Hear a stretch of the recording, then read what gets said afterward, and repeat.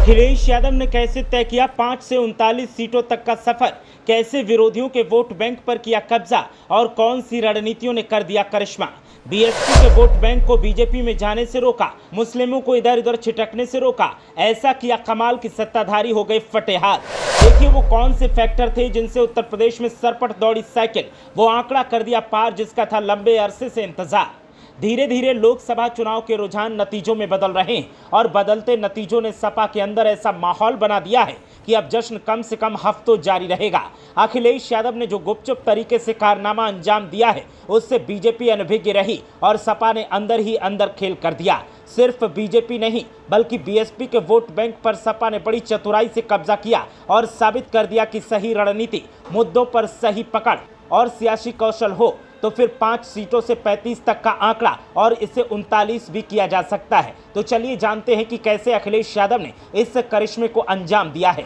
Number 1, seat sharing formula. UP में सपा ने गठबंधन के तहत 62 सीटों पर अपने प्रत्याशी उतारे। 17 सीटें कांग्रेस और 1 सीट ममता बनर्जी की पार्टी टीएमसी को दी। इसके पहले 2004 में सपा ने सबसे ज्यादा 35 सीटें जीती थी। 2014 और 2019 में वो सिमट कर 5 सीटों पर आ गई थी। 2019 में सपा ने बीएसपी के साथ गठबंधन किया था लेकिन फिर भी सीटें 5 ही रही थी। अब की बार कमाल कर दिया। नंबर 2, पेपर लीक और परीक्षाओं में देरी का मुद्दा, अग्निवीर योजना प्रहार। अखिलेश यादव ने शुरू से पेपर लीक और परीक्षा में देरी को मुद्दा बनाया। अपनी सभी जनसभाओं में अखिलेश ने इस पर बीजेपी को टारगेट किया।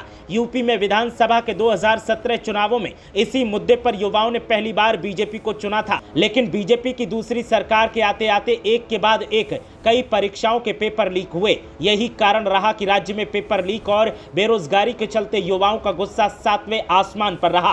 पेपर लीक और धांधली को लेकर युवा सड़कों पर संघर्ष करते नजर आए, तो वहीं भर्तियों का लंबा इंतजार भी वर्तमान सरकार के लिए असंतोष का कारण बन गया। अखिलेश यादव ने अग्निवीर योजना को कैंसिल करने का वादा किया, जो जीत का बड़ा फैक्टर माना जा रहा है। नंबर 3, विकास और महंगाई का मुद्दा।